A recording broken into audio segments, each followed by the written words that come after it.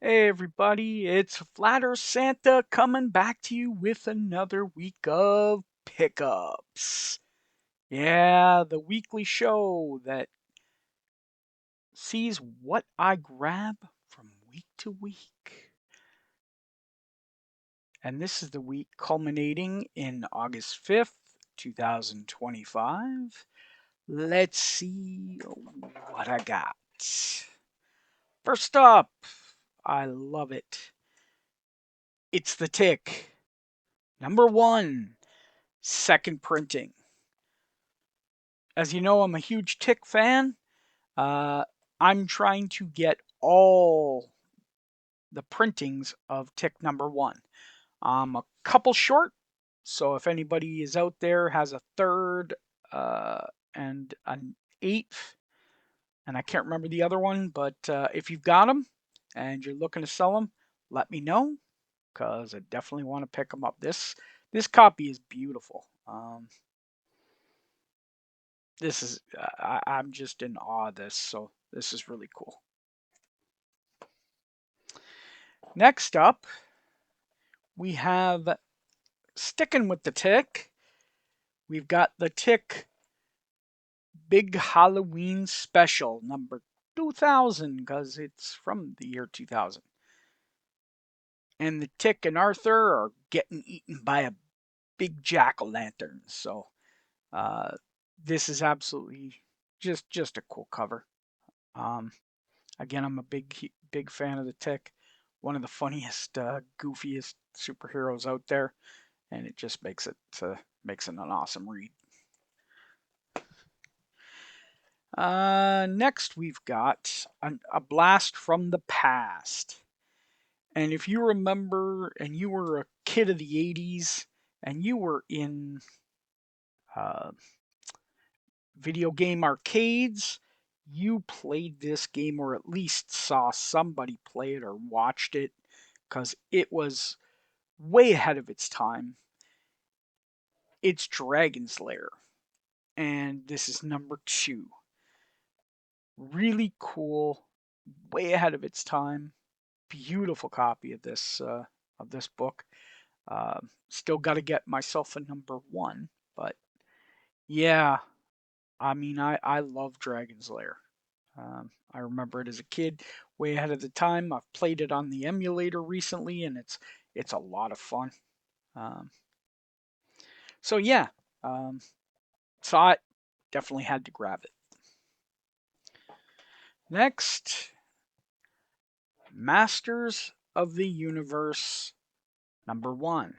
Now, I'm a Motu fan, but what makes this one, and this one's from Image, what makes this important is this is one of the five or I think it's five books that actually had the Invincible preview before Invincible came out. So with the big Invincible craziness going on lately, and it's really hitting hard, and all the kids are liking it. Well, it's kind of boomed a little bit. Next, I got this when I was a kid, but not this exact copy, but definitely a copy. This one needs a little bit of love, cleaning the press, but still it's nice. But what makes it awesome? It's Transformers number two. And again, it was supposed to only be a 4-issue series, but it's also signed by Michael Golden. And that's down here. So it's really cool. Definitely remember buying that. It brings back a lot of memories. Uh, and of course, sticking with Transformers, we've got the Dinobots, and it's Dynamite. It's Transformers Generation 2 number 4. Very low print run. It's a small um, it's a small run. It's also at the end, it's in the 90s. This is getting where Marvel was starting to go bankrupt. They couldn't produce too many this Transformers this time really wasn't selling like it used to. Um, so they're low print runs, they're hard to get. And yeah, especially at the end of the run, which we've got coming up. Next, we've got number 10.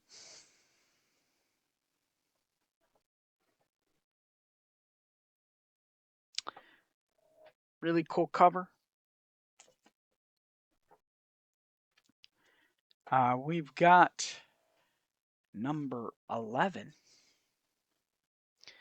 And this is, sort of, I haven't read it yet, so I can't really comment on it. I just like, I just, I needed this run. I had a few at the beginning, but need to fill in some holes. And thankfully, it's not a long run. But this is a crazy one, and this is in minty shape, and especially in the black, because it hides nothing. And this is the final issue of Transformers Generation 2. It's number 12. It is the very final issue, as it says, 48-page final issue. It was a very small run, but a very cool run, from what I've heard. Next, we've got Pink Panther. It's Pink Panther number 25. It's in a rougher shape. It's got a little bit of chipping here and a couple creases and a little bit of spine wear. But you know what? I saw this cover and this is Pink Panther. This is my Pink Panther. Um, I saw it and I'm like, yeah, I gotta get it. I mean, also with Inspector Clouseau, or the Inspector, and of course Handlebar Harry, uh, part of the Pink Panther world. Really cool. It brings me back. I saw it. I'm like, yeah, gotta get it. Wasn't expensive, thankfully, and yeah. So next we've got an old 10-cent Archie. Needs a little bit of cleaning, but it's still in pretty nice shape. Uh, got a tiny bit of a spine roll. Definitely got some foxing along the edge. But it's um, Archie's joke book, um, number 50. Really cool. Old style Archie, old style Betty and Veronica.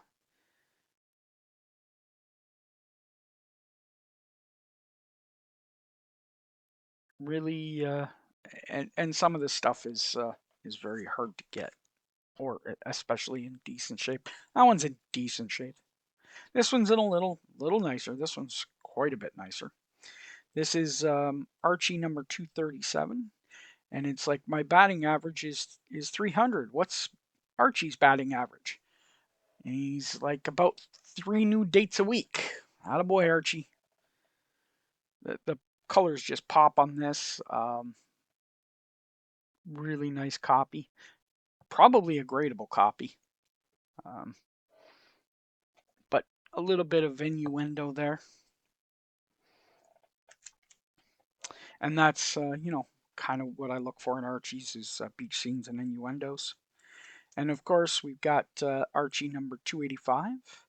And it's Archie, what subject are you taking next fall? English, chemistry, and stripes. Yeah, definitely. Next, we've got part of the Archie universe, and really cool. If I see them, I usually grab them because they're really cool or they sell well. And that's Sabrina the Teenage Witch. So we've got number 3. We've got number 20.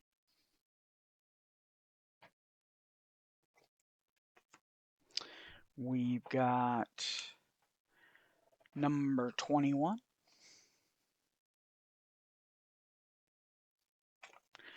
We've got number 22, a little bit lower shape or lower condition, but still cool. And really, this needs a good press. This needs some humidification and a good press because it's got some water damage here, but can definitely be fixed, and that's number 24.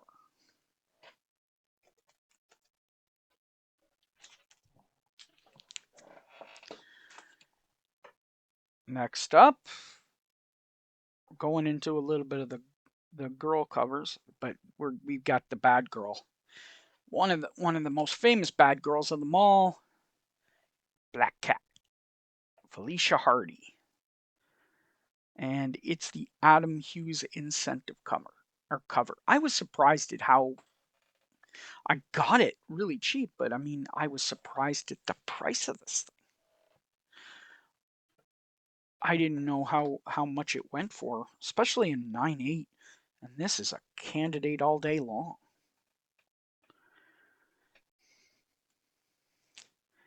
And of course, this is beautiful because it's new. I mean, this is minty because, well, it's brand spanking new.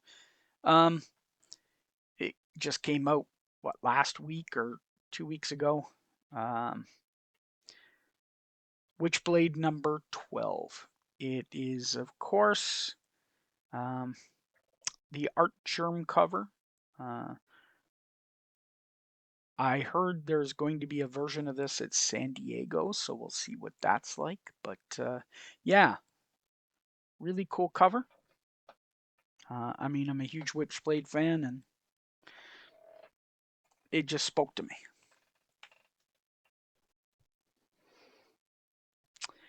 Now, this is cool. This I did a trade for Godzilla in Hell number 3.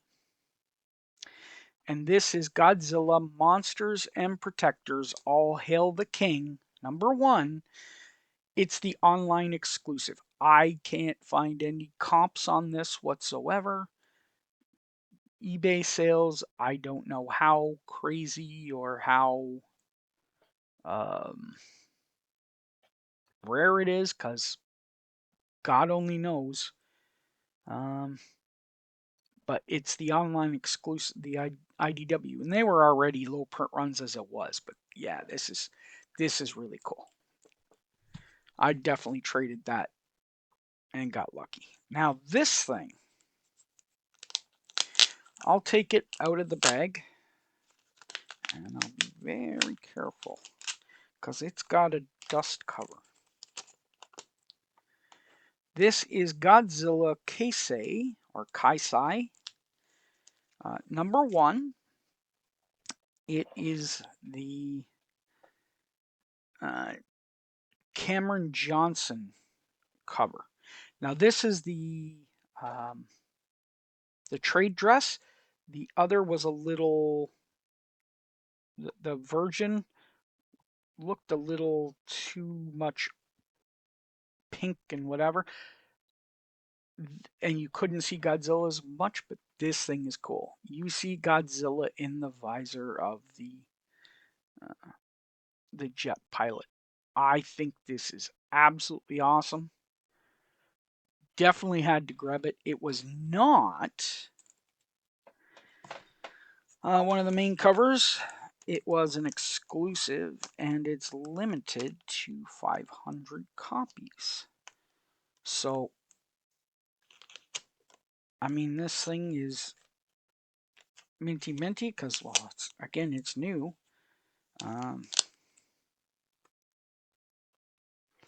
So that was really cool. Definitely had to grab that. Next up, we've got Origin of Blue Beetle. It's got a little bit of scuffing, needs a little bit of cleaning. Um, it's probably in the 3035 range, maybe a little better, maybe 40. Um, but it's the origin of Blue Beetle, and it's also the second appearance of the Question. Really cool cover. Blue Beetle was, you know, sort of a weird one, especially when he came to DC after Charlton. Um, but yeah, this I got lucky on this one. This is a nice old silver, maybe even considered still kind of gold, but I'm pretty sure it's silver. But talking about gold, now this is a low grade copy. This is a detached cover. This thing's, probably an zero point 0.5, maybe a 1. Uh, but this is cool. I'm going to, um, obviously, I'll probably um, restore it, maybe. Um, get it back attached, get it done. But I have to say, make it a little nicer, make it a little bit more presentable. Um, but it's Batman 139, and the significance is this is the very first Batgirl, and we're not talking Barbara Gordon, we're talking Betty Kane. This is the original Batgirl, and as you can see, it's got some a lot of wear on the spine, and it's detached, but I think, and of course, it's got a spine roll and whatever because of that. But yeah, I'm going to be able to probably, and of course, it not only does it have Batgirl, but it also has Batwoman. But yeah, this is going to be a cool project book.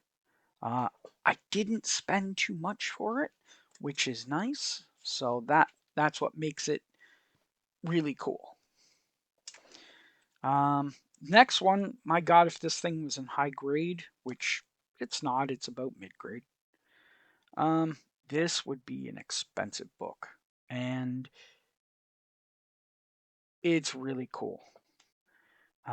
It's Batman 166.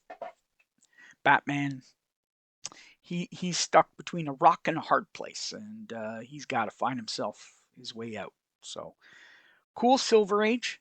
Um, Absolutely love it. Love me some Batman. And as you know, with Batman comes Batman Beyond. And of course, it's the very first appearance of Batman. Well, the Terry McGinnis version of Batman Beyond. In Ultimate, was it Ultimate? I can't remember. Um, uh, oh no, it was Superman Batman. I think the one with the Bizarro Ultimate Superman, where he's upside down. It's the very first Batman Beyond, but this is the Terry McGinnis one. Really cool. Everybody remembers this from the cartoon. Really awesome, and yeah, I'm glad I got it.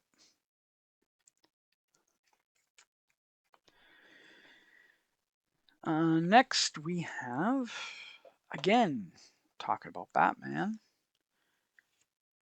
We've got Batgirl Adventures and Bruce Timm cover. I love Bruce Timm.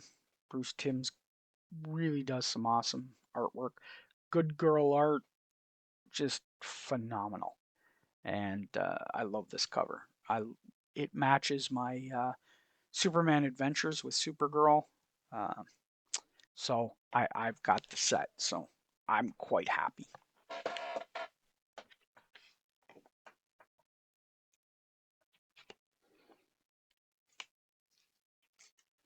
Getting some cool stuff this week, I have to say. I'm uh, I'm really enjoying this week's stuff. Next we've got, oh yeah, I've had a copy of this, but not quite as nice as this. This is a gradable copy. Little spine tick, so maybe a 9.6. But it's Nightwing number 93, and what makes that significant is it's Nightwing is sexually assaulted by Tarantula. So it's the very first sort of sexual assault to a male in comics, as far as I know. Um, and it's very controversial, obviously. It's also the death of Blockbuster, who's been a long time Batman sort of villain. Um, yeah, I mean, I don't know what else to say. Really nice copy, definitely gradable, definitely going to CGC. Next, won this in a givey, but it's Wolverine number 53. Nothing crazy special about it. It's a really nice copy. Uh, but it's signed by Larry Hama. And if you're a Joe fan, you know exactly who Larry Hama is. So, uh, really cool. Oh, this next book, talking about Wolverine. Well, this is Uncanny X-Men number 423. You're like, okay, it's a key at least. And it is a key. Um, it's the death of Bedlam and it's the death of Skin. You're like, okay, cool book, cool cover. I like it. Thank you. Yeah, that's not it. You're like, oh, okay. It's a newsstand. Yep, that's cool too. Um, but that's not what makes this book really cool. Needs a little bit of cleaning, but what makes this book cool is there should be something right about here.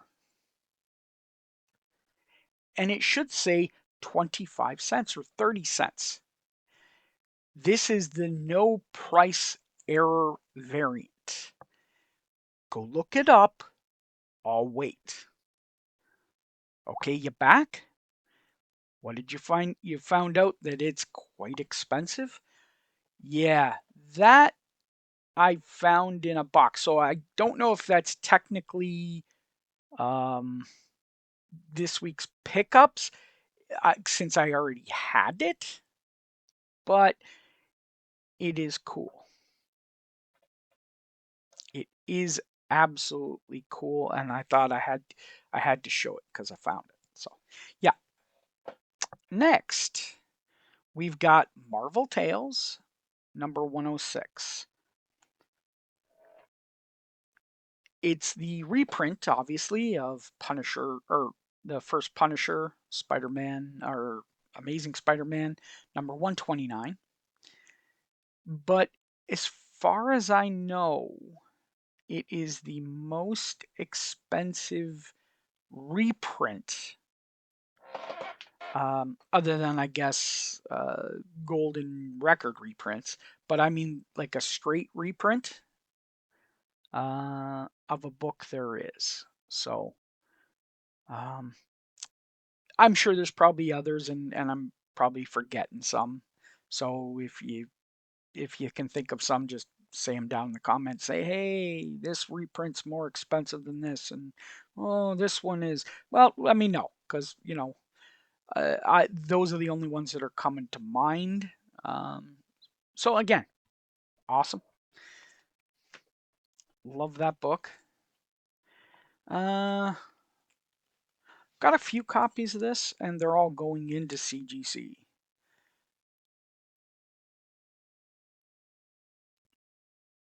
One's going to need a little bit of pressing, a little bit of tack iron work.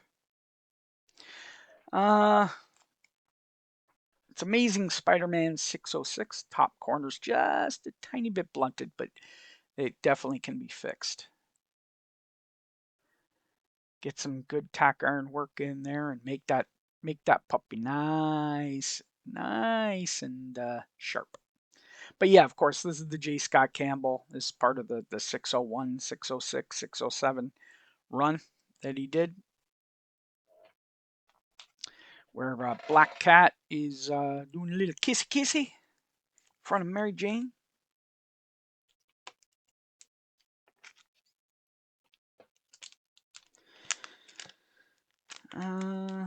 Next up, of course, talking about it, Amazing Spider-Man 607. Now Felicia's got the Spider-Man shirt on. Yeah. Meow. Yep. Great cover by J. Scott Campbell. And of course, this puppy's going in to get graded. Because it's going to, or it should get me that 9.8. Or at least hopefully one of them. Or all of them. God, if they all got it, it would be awesome. And then I have to pick which one I like the best. Which one's the most centered, and, which not a bad problem to have, but we'll see. Next, we've got Amazing Spider-Man 56.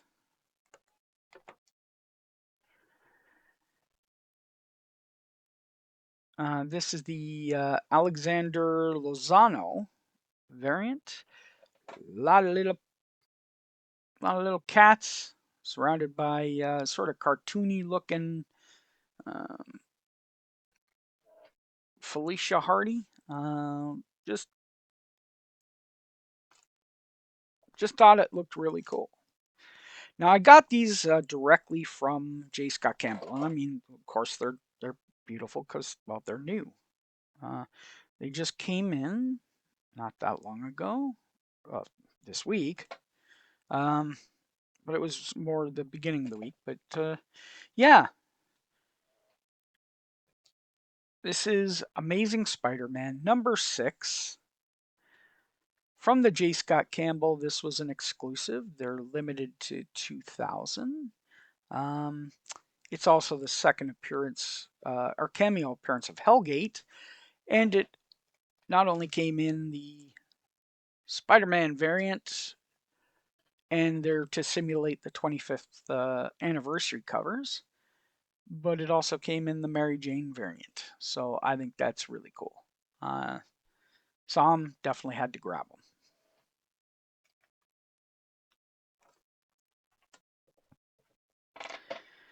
Next, we go to the DCU stuff, or the sort of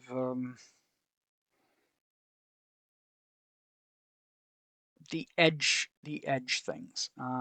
This is Robin number 8. It's part of the Night's End series, but it's of course DCU. And as I've said, not actively going out looking, but if they see them and they're a good price, I grab them.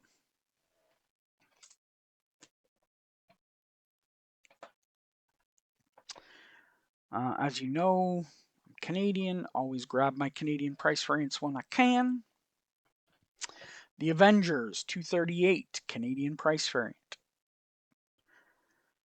Nothing crazy, nothing spectacular, not a key, but it is a Canadian price variant, so I'm usually going to grab it. Now, this is interesting. I'll take it out.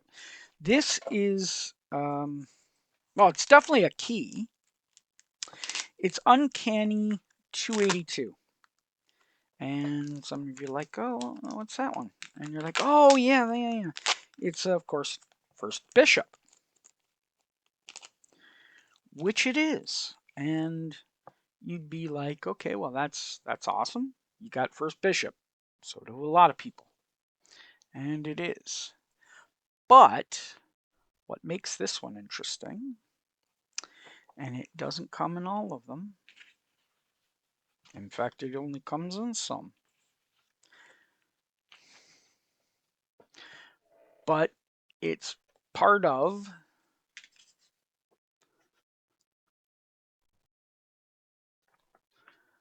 the WAM, which is the Wild Agents of Marvel. It is the WAM insert,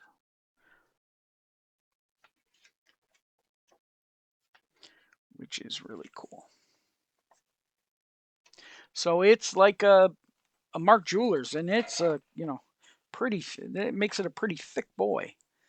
That insert's got quite a bit, so really cool. I like collecting those sort of crazy inserts and crazy sort of variants.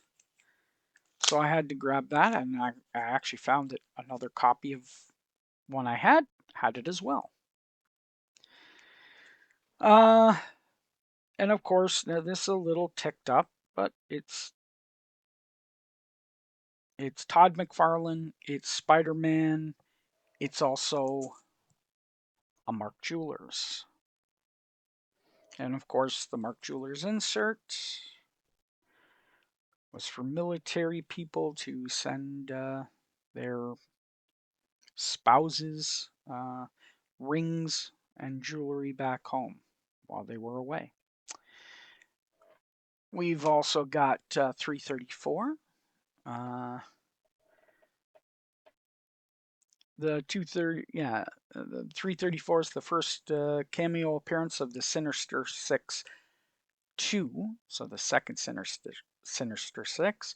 Uh, it's quoted as partially cameo appearance. And of course, it's also an MJI, Mark Jewelers inserts. And of course, the last one, 336,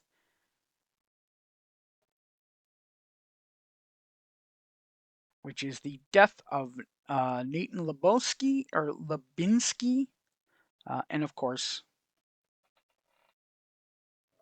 it's a Mark Jewelers. So really cool. Now, I've got some slabs. First one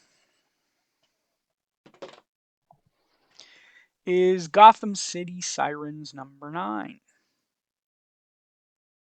Or sorry, Gotham City Sirens number 1 in a 9.0. And you're probably like, well, what? Who cares? It's a 9.0. And normally I'd be like, yes, I agree. But after looking at this thing, it doesn't look like it was cleaned or pressed. And I looked at the grader's notes, and it said it had a finger bend that was throughout the whole comic, and a couple. It was a finger bend on the front, a crease that went through the whole book. This is something I can work on. I can crack this, and I have a feeling I can probably get it to a 9.4 or a 9.6. I mean, there's an outside shot of a 9.8, but I don't think. I mean, the one corner's probably not, but there's an outside possibility. Um, it definitely was not cleaned or pressed, that's for sure. Or whoever did it didn't do a very good job. Um, but yeah, so that's going to get cracked and resubmitted. Which, by the way, guys, if you don't know, CPR is crack, press, and resubmit. This one, this thing said it was, I can't remember the notes. This is another crack. Oh yeah, it said all four corners were blunted. Well, they two of them are, but they can definitely be fixed with a tack iron. I mean, these things. This is easily fixed. There's no tack. There's no.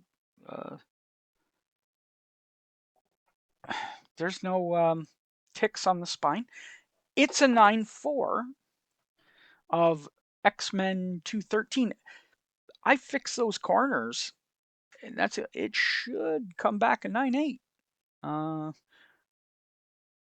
and I get it. It's a 9.4. You know, if it was a 9.8 with one of the um, one would be a 9.6, two would be a 9.4.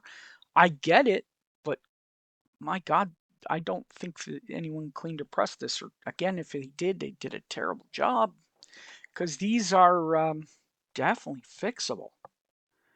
Can definitely fix those corners.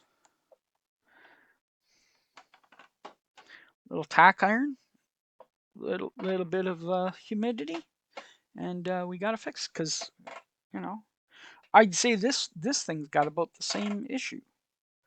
Um, and this is in a 9.6. This is X23 number 1.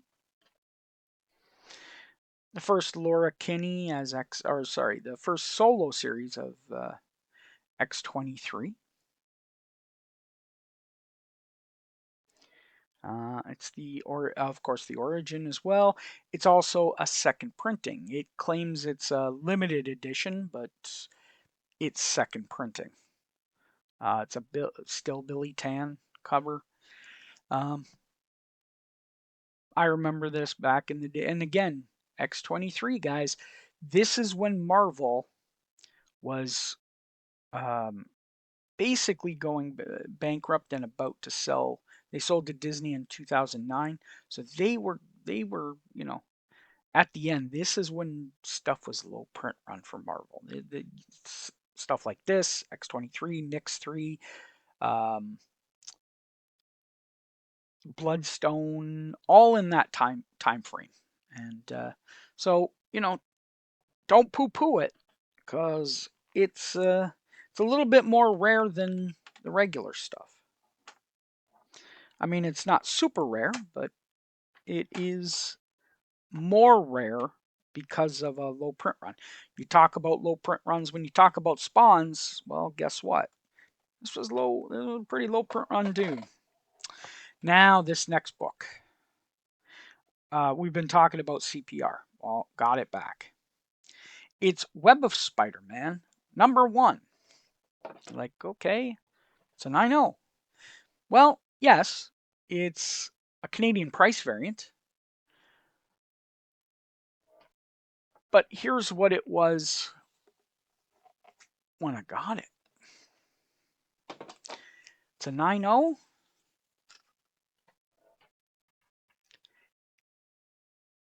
It came as a 7.5. So I keep it in the back to let me know what can be done when you do a little bit of elbow grease, a little bit of work. And this thing would be probably higher if there wasn't a little chip in the one corner. It'd probably be a 9.4. It really is a beautiful book. I didn't see, I missed the chip originally, but yeah, that's a good bumpski. I'm not complaining with that one bit, especially when it's the Canadian price variant. Next we have good old Scotty Young. Amazing Spider-Man 25 and a 9.8 because it's Spider-Man and no background, so it's obviously a Scotty Young. Really cool.